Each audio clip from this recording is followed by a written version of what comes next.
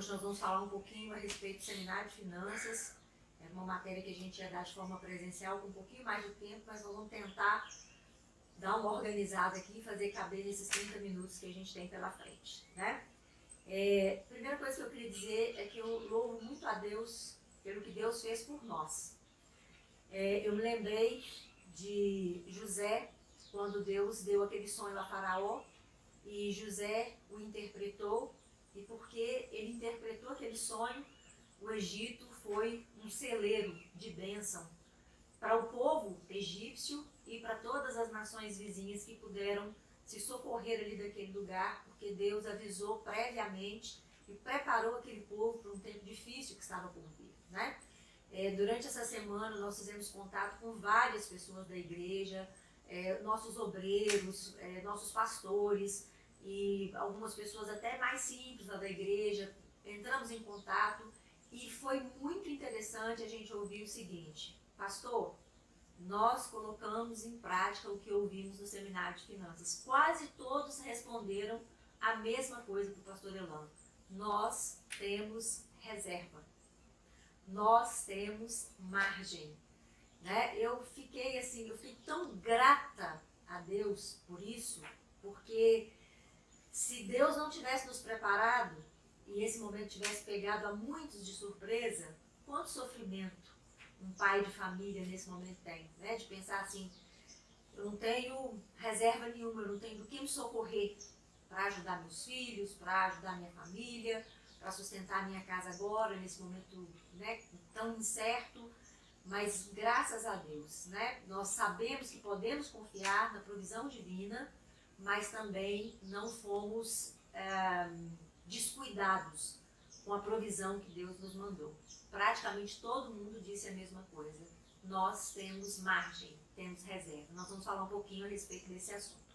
O primeiro texto que eu gostaria de ler com vocês está em Jeremias, no capítulo 6, verso 16, onde o Senhor diz assim ao seu povo: assim diz o Senhor, ponham-se nas encruzilhadas e olhem, perguntem pelos caminhos antigos, perguntem pelo bom caminho, sigam-no e acharão descanso.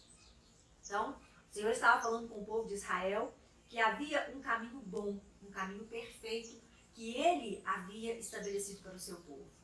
O povo estava andando em outros caminhos. E Ele disse assim: parem um pouquinho e perguntem qual é o melhor caminho, o caminho que eu tracei para vocês. Andem por esse caminho e vocês encontrarão descanso para a alma de vocês. E eu quero louvar muito a Deus porque o povo que nós temos cuidado dele tem feito essa pergunta. Já há mais de 7 anos nós estamos trabalhando com seminários de finanças na igreja e estamos buscando saber os caminhos que Deus traçou para nós. E por causa disso nós estamos colhendo agora um fruto tão bom, né? De uma estabilidade, de um zelo, de um cuidado, de sabermos que não estamos administrando nada que seja nosso. Tudo que chega às nossas mãos é do Senhor e devemos administrar da melhor forma possível, não é?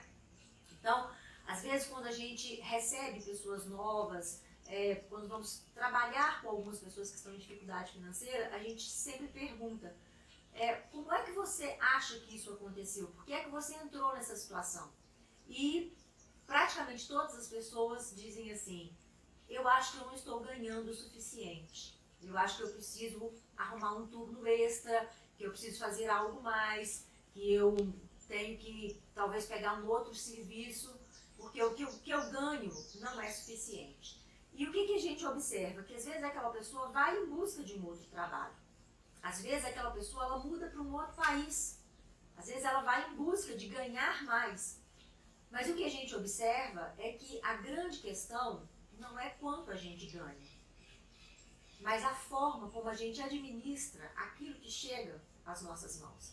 Às vezes a pessoa passa a ter uma renda extra, às vezes até muito mais do que o que ela tinha antes, e é só uma questão de tempo para ela entrar em dificuldade de novo, para ela entrar em um estado de endividamento outra vez, para ela não ter reserva nenhuma outra vez. Por quê? Porque foram acrescentados ganhos, mas a forma de administrar daquela pessoa não mudou. Ela continua administrando da mesma forma. Então, se antes ela ganhava 1.000, ela gastava 1.000. ela passou a ganhar 2.000. É uma questão de tempo só até ela arrumar uma forma de gastar aqueles outros 2.000, né?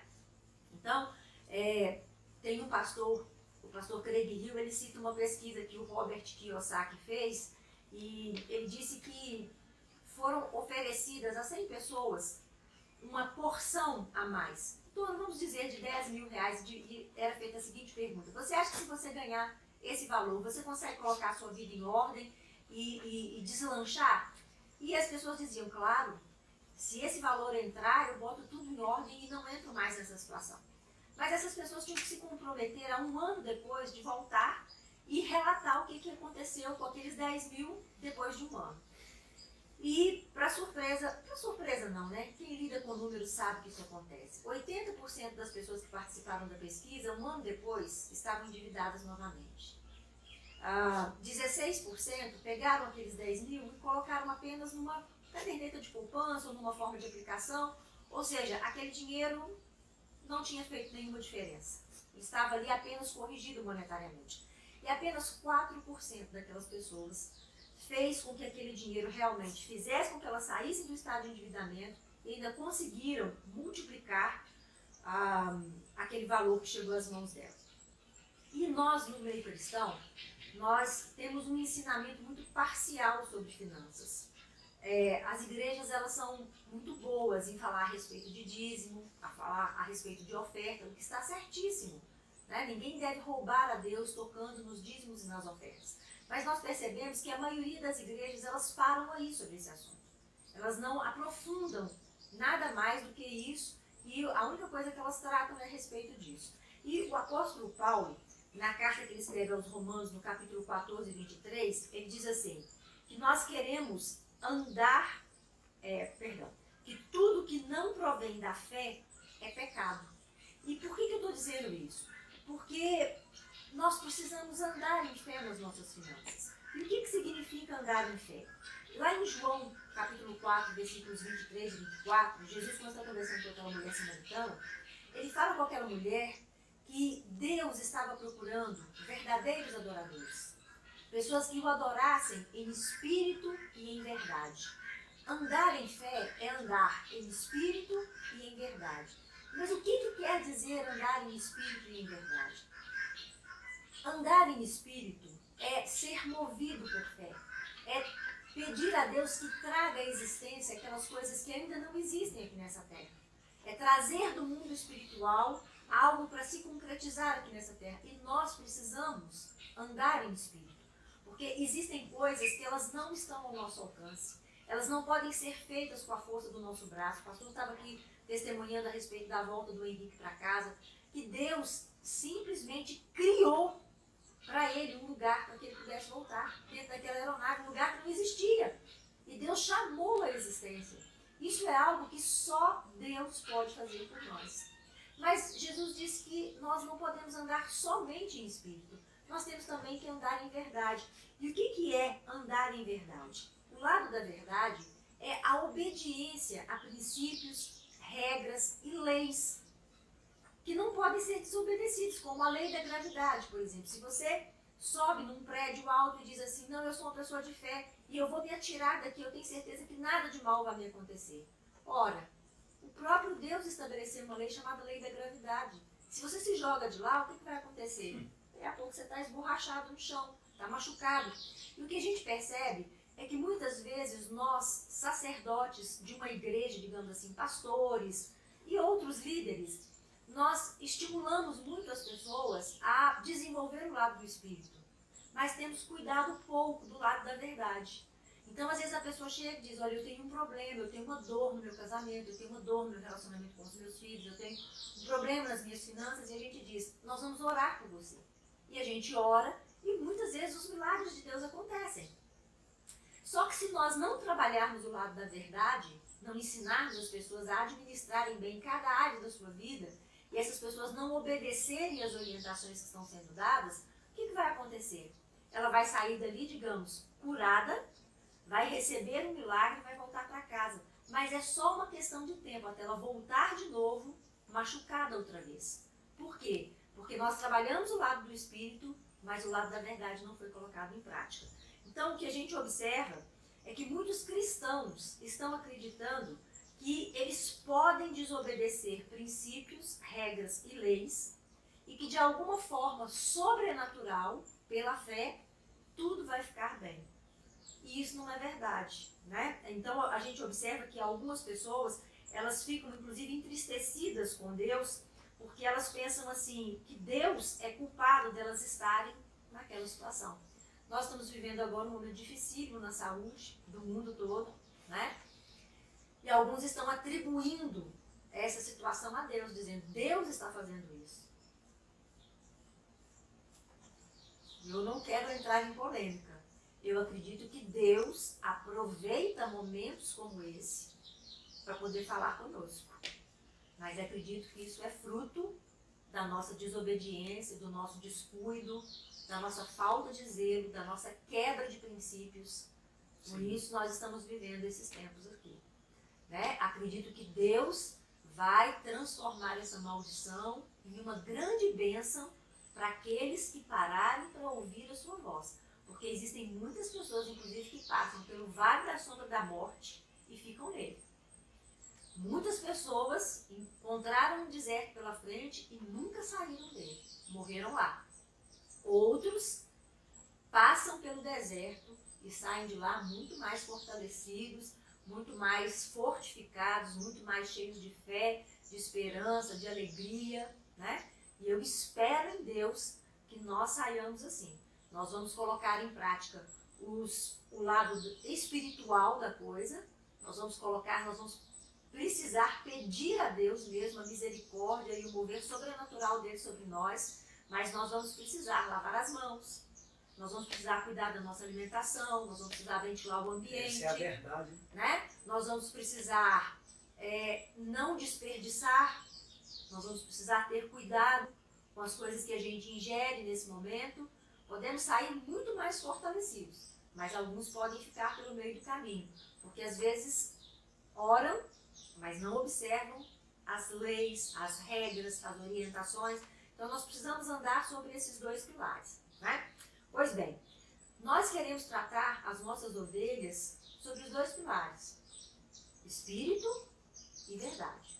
Então, sobre o pilar da verdade, eu queria observar 4 princípios que tornam uma pessoa capaz de multiplicar. Principalmente que nós estamos vivendo agora um momento em que nós vamos precisar desses princípios, porque daqui a pouco as quarentenas vão passar, os isolamentos vão passar, e nós vamos retornar às nossas atividades, não é? E como é que nós vamos fazer para nós nos tornarmos multiplicadores? E quanto mais multiplicadores nós tivermos, mais pessoas abençoando outras nós teremos, se nos firmarmos em cima dos princípios corretos. O primeiro princípio que a gente observa na vida de um multiplicador, lembra que eu falei? 80% gastou, 16% apenas foi capaz de aprovisionar ali e corrigir monetariamente aquele dinheiro, mas 4% saiu daquele um ano com uma quantia muito maior do que a qual entrou.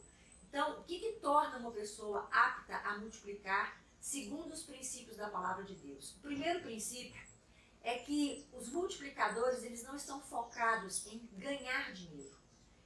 Não é que eles não querem ganhar dinheiro, é claro que eles querem ganhar dinheiro, eles querem multiplicar todo o recurso que chega às mãos deles. Mas esse não é o foco principal. O foco principal está em adquirir sabedoria e conhecimento. Porque se nós não tivermos sabedoria e conhecimento, nós podemos receber milhares e milhares de reais e aplicarmos isso da forma mais insensata. Em compensação, uma pessoa que recebe de Deus, que busca em Deus a sabedoria, e recebe de Deus a sabedoria, e busca também conhecimento, e aí o conhecimento não é Deus quem vai dar, o conhecimento somos nós que vamos atrás. Por exemplo, nesse momento agora que nós estamos vivendo, nós estamos buscando conhecimento. O que vai livrar a minha casa da possibilidade de ser contaminado? O que vai me livrar de ser contaminado? Ontem eu peguei a nossa cachorrinha, que ficou 2 dias lá embaixo com o Henrique, que está num momento de isolamento, e eu estava toda paramentada, toda ensacolada, e peguei ela com a sacola, levei ela para lá de baixo. Eu vou patentear aqueles negócios que eu ganhei. Vocês precisam ver que figura que eu estava. E aí nós demos o banho nela, lavamos ela direitinho. Para quê? Para que nós não fôssemos contaminados. Isso é conhecimento. Isso não é Deus que vai vir de uma forma sobrenatural me falar. Isso é o conhecimento que eu estou buscando. Mas existem coisas que é só Deus que é capaz de falar conosco. Então nós precisamos focar em buscar em Deus a sabedoria e buscar o conhecimento. Quando Salomão assumiu o lugar de seu pai, o rei Davi, o livro de Crônicas vai nos dizer, 2 Crônicas, no capítulo 1, versículos de 7 a 13, diz que o Senhor apareceu para ele e disse para ele: Salomão, me pede o que você quiser e eu vou te dar. E ele pensou bem e ele falou assim: Deus, eu preciso que o Senhor me dê sabedoria. Porque como é que eu vou governar todo esse povo? Ele era novo, ele não era uma pessoa experiente, ele não tinha tanto conhecimento assim. A primeira coisa que ele pede a Deus é sabedoria para administrar tudo aquilo que estava acontecendo. E Deus diz a ele assim: porque você me pediu sabedoria, eu vou dá-la a você. Mas eu não vou te dar só sabedoria. Junto com a sabedoria, eu vou te dar recursos, como eu nunca dei a nenhum outro. Então, lá no livro de Tiago, no capítulo 1, ele vai dizer assim: se você não sabe administrar bem uma situação, se você não tem conhecimento para administrar bem essa situação, peça a Deus, e Deus vai te dar. Então, o que eu quero dizer para você é que se você quer ser um multiplicador, você precisa estar disposto a buscar em Deus a sabedoria, para receber do alto as revelações que só Deus pode nos dar, e você tem que estar disposto a buscar o conhecimento, né? Esse é o primeiro e grande passo para que você seja um multiplicador. Mas, pastora, basta sabedoria e conhecimento para eu ser um multiplicador? Não.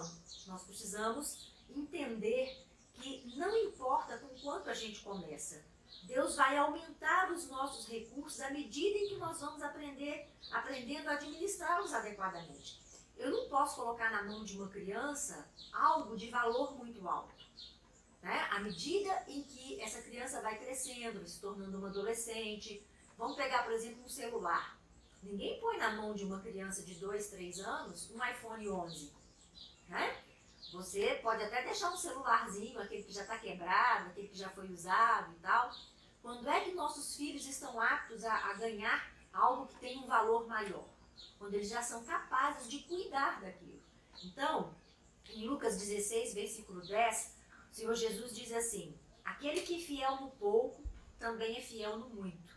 E quem é desonesto no pouco, também é desonesto no muito. Nós precisamos saber como é que a pessoa lida com aquela coisa que foi colocada nas mãos dela. Ela está lidando bem? Ela está lidando de forma adequada? Sim. À medida em que ela vai lidando com aquilo ali de forma adequada, ela pode receber um pouco mais. Aí lidou com aquele plus de uma forma adequada? Sim, ela pode receber outra porção. E assim nós vamos recebendo porção em porção. Primeira coisa então, pedir a Deus sabedoria e conhecimento para administrarmos. Segundo, a questão não é com quanto a gente começa. A questão é, ainda que a gente comece com pouco, lidar com aquilo com fidelidade. A terceira coisa é que os multiplicadores, eles nunca colocam todo o seu recurso em um só pote, mas em 5 potes. A gente vai falar sobre isso num outro momento. O multiplicador, ele é um dizimista fiel.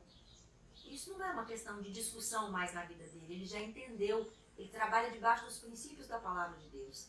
O segundo pote é o pote da oferta. Ele entende que tudo que veio não é para ele comer, não é para ele gastar somente para si. Ele precisa aprender a dividir com outros, a abençoar a vida de outros. O terceiro pote, nesse momento a gente está vendo o quanto esse pote é importante, é o pote da economia. Ou seja, eu não posso gastar tudo que eu ganho. Eu tenho que reservar uma parte, porque eu não sei o dia de amanhã. Não é? Olha o que nós estamos vivendo. Existem também aquelas despesas que não são de todos os meses, mas elas acontecem. Eu sei que de vez em quando eu tenho que trocar o pneu do carro, eu sei que de vez em quando eu tenho que comprar uma roupa, eu sei que de vez em quando eu quero fazer um passeio com a minha família. Então, eu todos os meses economizo um pouquinho, boto um pouquinho lá no pote. O quarto potinho que eu preciso trabalhar com ele é o pote do investimento. É onde Deus vai operar a multiplicação. É aquele valor que eu separo e eu começo a orar dizendo: Senhor, me orienta. O que eu vou fazer com esse valor aqui para que isso seja multiplicado na minha vida? E Deus vai nos dar. Porque se nós pedirmos, o Senhor fala conosco, Ele nos orienta. E por fim, o quinto pote, que é o pote dos nossos gastos, né? Ali onde a gente põe o dinheiro para fazer as nossas despesas. Alguns fazem isso semanalmente, outros mensalmente, mas cada um sabe como administra. O importante é que a gente obedeça. Sacerdote cuidando da ovelhinha. Isso. Que a gente obedeça a essa ordem. E nunca faça o contrário, né? Por exemplo, comece pelos gastos e aí, se sobrar, economiza alguma coisa. Se sobrar, põe um pouquinho lá no investimento. Se sobrar, eu vou dizer, vou entregar meu dízimo, né? A pessoa que quer ser uma multiplicadora, ela voluntariamente, ou seja, um ato de vontade própria, ela aprende a limitar os gastos dela. Não é? Bom, e o quarto princípio é que nós precisamos aprender a ser justos e mansos. Porque eu estou me sentindo tão à vontade para dar essa aula, gente, porque antes eu falava sobre momentos de transferência de riqueza e eu via que muitas pessoas tinham dificuldade para entender isso. Nós vamos viver um momento de transferência de riquezas. Agora. Eu sinto muito dizer isso, mas alguns vão fechar suas portas. Esse é o momento de alguns perderem o que têm. Ontem o meu filho sentou aqui na escada e a gente ficou conversando à distância, né?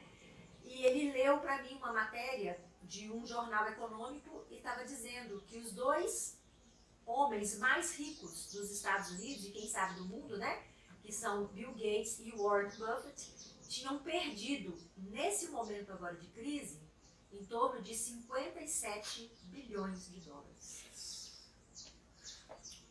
Muitas pessoas vão perder muito dinheiro. Mas eu vou dizer uma coisa para você, pasme você. Muitas pessoas vão ganhar muito dinheiro nessa crise. Muitas pessoas vão enriquecer com essa crise. Vão comprar coisas baratas. Muitas pessoas vão comprar muitas coisas.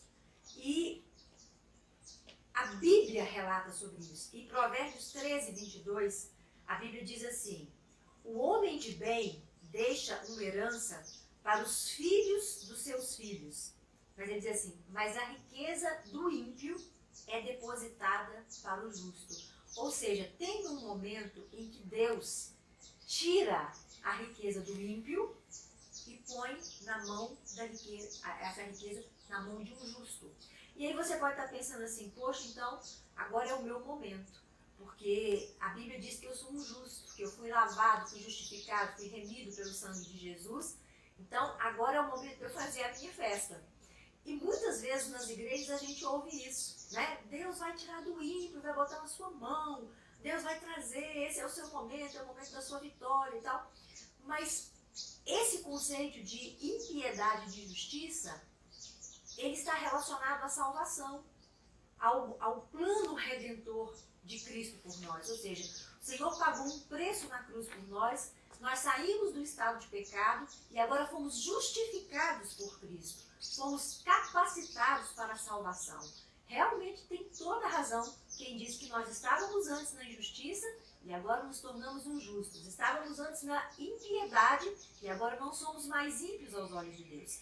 Mas no que diz respeito ao texto de Provérbios 13, 22, ele está falando sobre salvação? Não. Está falando aqui agora sobre o trato de dinheiro. Está falando sobre o trato de riquezas. Ele está dizendo que Deus tira da mão do ímpio e deposita a riqueza na mão do justo. E aí, qual é o conceito que a Bíblia tem a respeito de impiedade e de justiça no que diz respeito ao trato de dinheiro? Bom, a nossa resposta vai estar em Salmos 37, 21, que diz assim: o ímpio toma emprestado e não paga, mas o justo se compadece e dá. O que nós podemos perceber com esse texto? Quem a Bíblia considera como ímpio e quem ela considera como justo no que diz respeito ao trato com as riquezas. O ímpio é aquele que toma emprestado e não paga. E quem é o justo? Os justos são aqueles que mostram misericórdia e doam. Então veja bem, nós estamos falando aqui de uma situação que você vai precisar entender nesse momento. Porque porque disso depende o seu futuro, disso depende os próximos dias e os próximos anos da sua vida. Quem é o justo? O justo é aquele que tem. Ele tem para si e ele tem mais do que tem para si. Ele tem para si e tem, inclusive, para outro. E quem é o ímpio? O ímpio é aquele que recebeu o recurso, gastou todo o recurso e agora ele precisou tomar emprestado. Ele está agora numa situação de endividamento. E eu quero aproveitar esse momento para conversar com os membros da nossa igreja, principalmente, porque alguns são resistentes e quando a gente orienta as pessoas a não comprarem a prazo, a não fazerem prestações a longo prazo, porque a gente diz assim, quando a gente faz essas prestações a longo prazo, nós estamos contando com que tudo vai dar certo nos dias posteriores. E agora nós estamos vivendo uma situação em que nós não podemos falar nada nem sobre o amanhã. A cada momento nós estamos recebendo uma orientação diferente. Sexta-feira o nosso prefeito tinha dito assim, comércio vai funcionar de 13 às 18 horas. Mais à noite o nosso governador disse o seguinte, todo o comércio está fechado. E agora os nossos comerciantes? Aqueles que fizeram dívidas a longo prazo. Eles não podem abrir suas lojas, seus estoques estão parados. Não tem quem vai comprar, não vai entrar dinheiro. Nós esperamos que isso dure muito pouco tempo. Em nome de Jesus, estamos clamando a Deus para que Deus livre a nossa nação. Mas e se durar um pouco mais de tempo? Muitas pessoas vão entrar em estado de endividamento. Algumas pessoas estão tranquilas, elas estão dizendo, olha, eu posso não ter muito, mas eu tenho o suficiente para passar por um tempo tranquilo, sem endividar. Porque nesse momento, agora, o que vai acontecer? As pessoas que ficam endividadas, elas começam a perder tudo que elas juntaram durante uma vida inteira. Elas começam a vender muito barato, a dispor das coisas, começam a dispor do seu patrimônio. Alguns vendem joias, alguns vendem carro, outros vendem imóveis. E quando a pessoa está apertada, quando ela está precisando, ela começa a vender muito barato. Ela diz assim, eu preciso vender. Ela começa a vender os eletrodomésticos de dentro de casa. Se ela comprou uma televisão cara, fez aquele monte de prestação, agora ela tem que pagar as prestações. Aí ela compra uma televisão por 2.000 e vende por, sei lá, R$800, R$700. E aí, quem nesse momento tem reserva, que não comprou a televisão por R$2.000, pode ir lá e comprar ela por 700.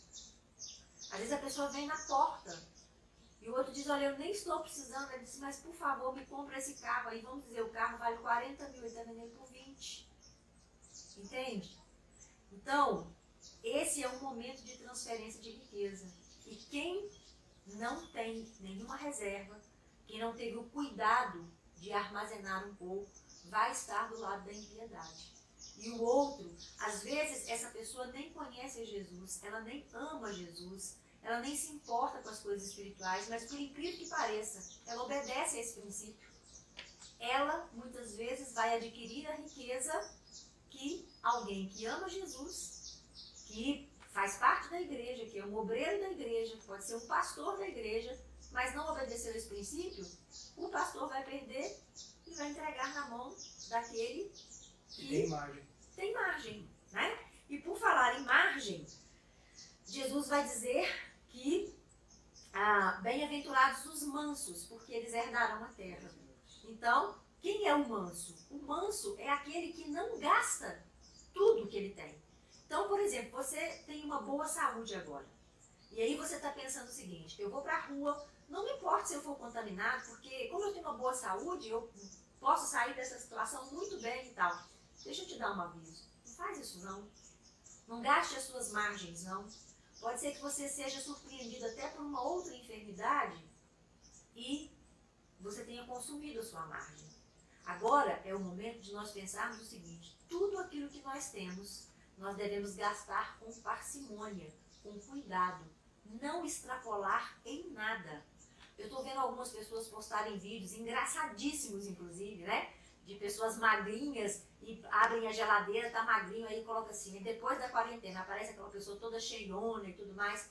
Agora não é hora de nós usarmos as margens da nossa saúde. Mantimento. Seus alimentos, você deve usar com parcimônia, faça boas refeições, procure ter um bom cuidado com a sua saúde, com a sua higiene, com os lugares onde você está, procure deixar os lugares ventilados, tomar sol, não deixe de fazer uma caminhadinha, nem que seja do corredor para o quarto, da sala para a cozinha, se movimente um pouquinho e tal, mas não gaste com exagero, não é hora disso.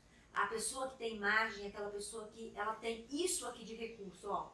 Vamos supor, meu armário, eu tenho isso aqui, ó, de recurso, mas eu aprendo a fazer isso, ó. Eu utilizo com inteligência, com sabedoria, com uma boa administração, eu não uso tudo. Eu não pego todas as sementes e como de uma vez, entende? Então, quem é a pessoa que Jesus disse que herdaria a terra?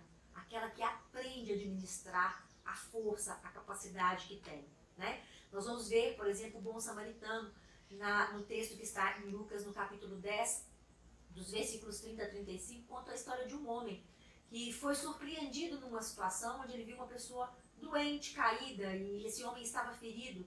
Como ele tinha margem no animal que ele estava, ele pôde colocar aquele homem ali, ele tinha margem de tempo, ele pôde parar de dar atenção, ele tinha margem financeira, levou aquele homem para um estabelecimento, cuidou dele, zelou por ele, e ainda falou com o homem da hospedaria assim, pode fazer por ele o que for necessário, quando eu voltar eu pago. Ele tinha margem nos relacionamentos, ou seja, o dono da hospedaria confiava nele, né? Certamente não era uma pessoa que não tinha palavra. Se ele não tivesse palavra, aquele homem teria dito, não, de forma alguma.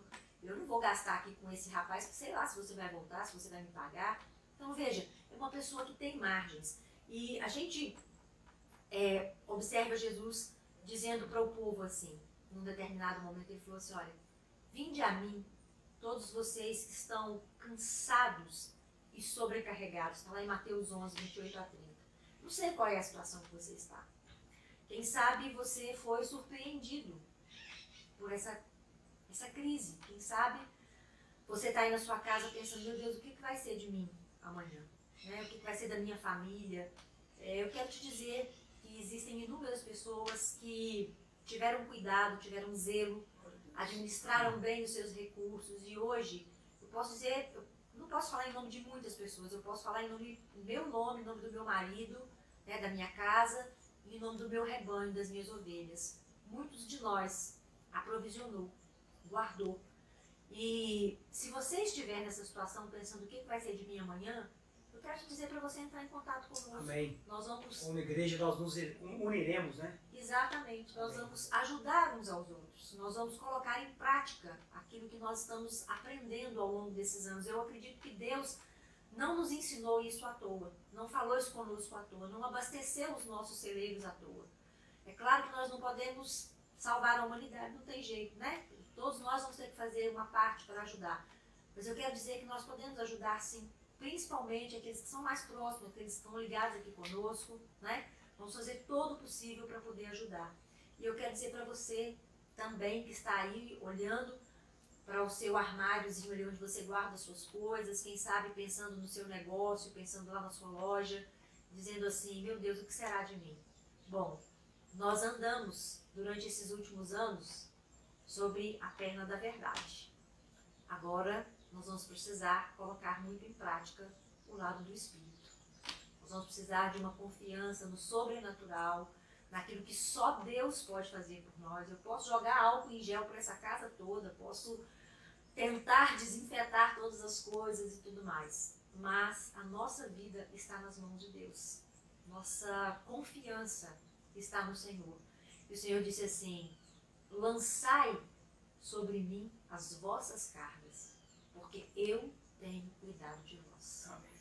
Então, quero dizer para você, nós estamos num momento de aprendizagem, vamos continuar colocando essa aprendizagem em prática. Na hora que nós sairmos dessa, nós voltarmos às nossas atividades, vamos colocar a parte prática para funcionar, o lado da verdade para funcionar, mas nós não podemos esquecer também do lado do Espírito. Nós precisamos andar debaixo da orientação e da direção de Deus. Por isso que nós batemos tanto nessa tecla com a igreja, sobre o tempo a sós com Deus, sobre tirar um momento de oração, para nós ouvirmos a voz de Deus, sobre nós nos orientarmos pela palavra, a palavra de Deus dirigir a nossa vida, porque quem desenvolveu isso ao longo dos últimos tempos não está tendo dificuldade para passar por esse momento. Inclusive não tem medo nem de andar pelo vale da sombra da morte, porque diz assim: Senhor, Tu estás comigo. Eu sei que o tempo todo Tu estás comigo.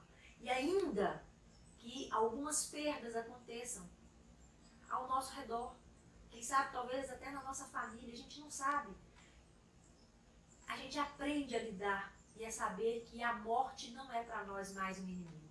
Nós não precisamos ter medo dela. Então nós conseguimos superar esse momento com muita tranquilidade. No próximo momento, nós vamos falar a respeito daqueles que estão endividados, ou aqueles que porventura venham a ficar endividados, como é que vão sair dessa Amém. situação. Né? Ok, estamos chegando próximo do horário combinado. Duas coisas então ficaram claras hoje.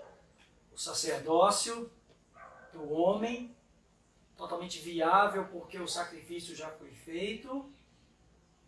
O Senhor já liberou a provisão necessária para o homem ser o sacerdote. E aqui nós temos essa ministração sobre as finanças. Nesse momento tão importante, né? A gente ora até de se arrepender se a gente não andou de maneira correta. Então nós vamos terminar este momento orando, colocando a vida de todos vocês na mão do Senhor. Se você está ao lado da sua esposa, dê a mão a ela e vamos orar em nome de Jesus. Senhor, nós confiamos em Ti. Nós nos arrependemos de alguma forma errada de conduta. Nós pedimos perdão como casal, como família. Nós pedimos que o Senhor nos perdoe. Não leve em conta a nossa ignorância, a nossa dureza de coração. Senhor, em nome de Jesus, que neste momento a unção renovadora do Espírito Santo venha sobre todos. Pode ficar. Venha sobre todos que estão assistindo, os casais da escola, o ânimo, a fé, a esperança, o poder do Espírito Santo renove a todos. Porque mesmo aqueles que não obedeceram, se entrarem em obediência no seu Espírito, o Senhor há de prover coisas sobrenaturais, portas sobrenaturais, de tal maneira que eles sejam livrados de consequências piores. Senhor, abençoa a vida deles nessa hora, agradecendo ao Senhor por tudo. Em nome de Jesus, amém.